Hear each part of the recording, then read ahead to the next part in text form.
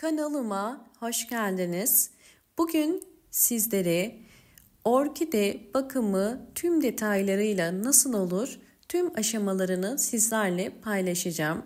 Bir orkidenin çiçeksiz halinden çiçek açıncaya kadar hangi tür aşamalarda nelere dikkat etmemiz gerektiğini sizlerle şimdi detaylarla paylaşacağım. İlk olarak orkideler için bir gübre hazırlayacağım. Bunun için toz tarçına ihtiyacım var. Bir çay kaşığı kadar toz tarçını bir cam şişenin içerisine koyuyorum. Üzerine 2 litre su ekleyeceğim. İlk olarak 1 litre su ekliyorum. Sizler eğer çiçek sayınız az ise sadece 1 litre su ekleyebilirsiniz. Biraz karıştırıp daha sonra bu karışımı dinlendireceğim. 2 litre su eklemiş oldum. Biraz karıştırıp bu sıvı bitki besinini 12 saat dinlendireceğim.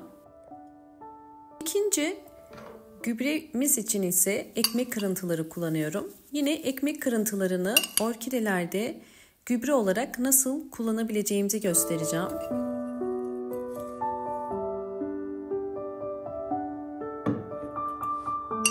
İçerisine 1 tatlı kaşığı kadar ekmek kırıntısı koyuyorum.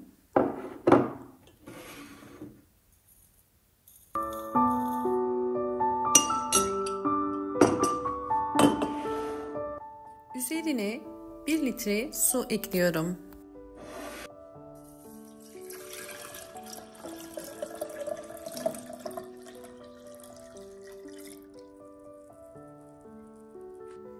Su ekledikten sonra biraz karıştırıyorum ve tarçınlı suyla birlikte ikisini 12 saat yani bir gece bekletiyorum.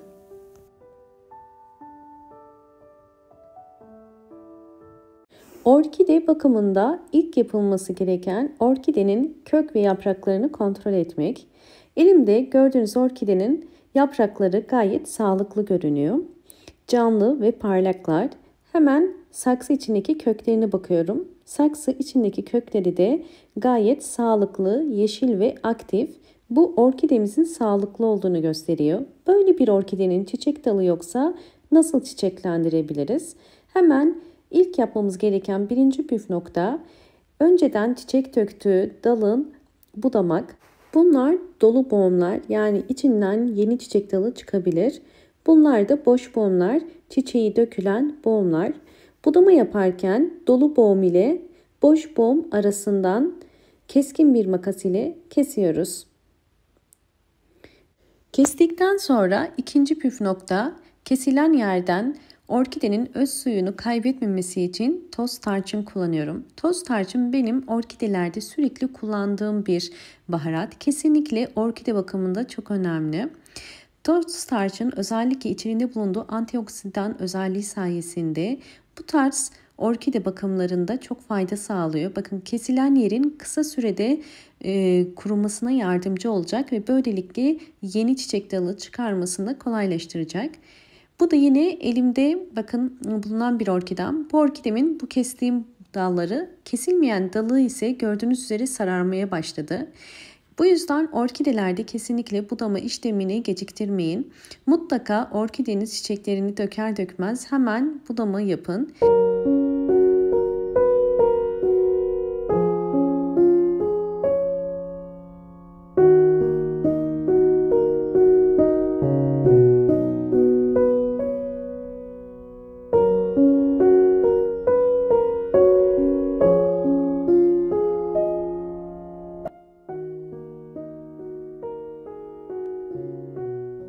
Bir gece beklettiğim tarçınlı su artık hazır.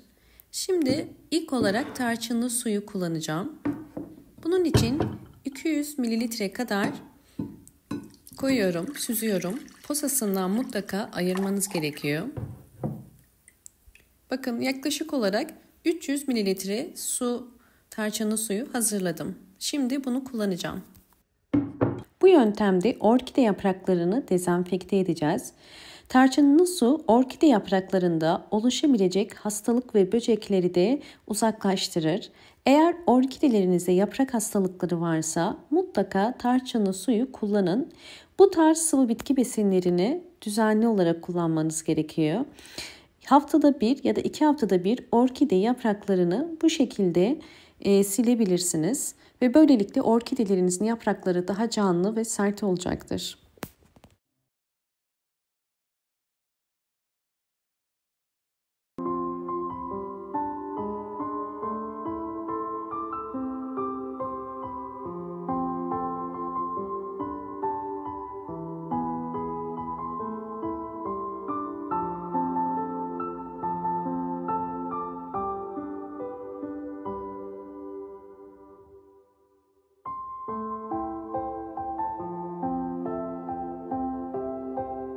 Orkidelerde mantar hastalığında toz tarçın nasıl kullanılır?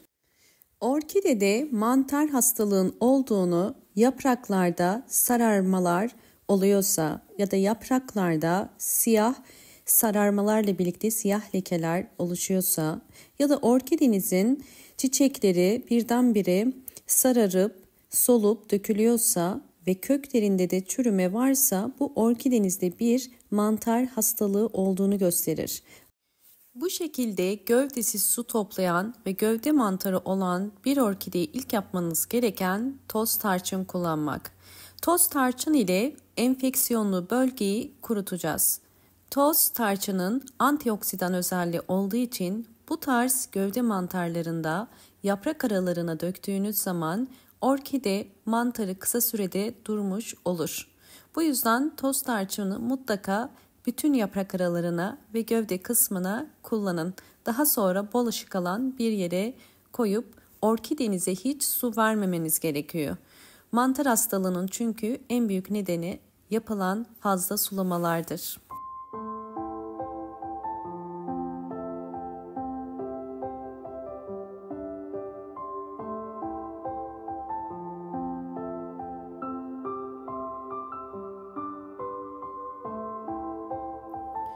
Daha önceden hazırladığım gübrem artık hazır. Şimdi bu gübreyi yeterince beklettim ve artık diğer gübremiz ile birleştireceğim. Toplamda 1 litreye tamamlıyorum. Daha önceden üzerine 300 mililitre tarçınlı su koymuştum. Ve bunun üzerine yine ekmek kırıntılarıyla hazırladığım besinli suyundan koydum. Toplamda 1 litrelik bir gübremiz elde etmiş olduk. Biraz karıştırdıktan sonra bunu bütün orkidelerimde kullanacağım. Şimdi 4. metoda geçelim.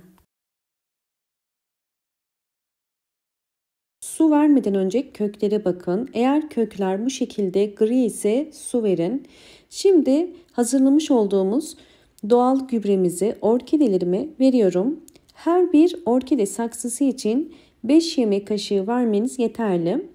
Yine bakın, özellikle kökleri çok çürüyen ve kalmayan kökleri varsa bu tarz orkidelerde de mutlaka yine kullanmanızı tavsiye ederim. Çünkü saksı içerisindeki çürüklerin durmasına yardımcı olur. Tarçınlı su hem orkidenizi böceklerden ve hastalıklardan korur hem de orkidelerinize gübre olarak bol bol yeni çiçek dalı çıkarmasını kolaylaştırır. Orkidelerde yaprak sararmaları, dal sararmaları varsa yine tarçınlı suyu tavsiye ederim.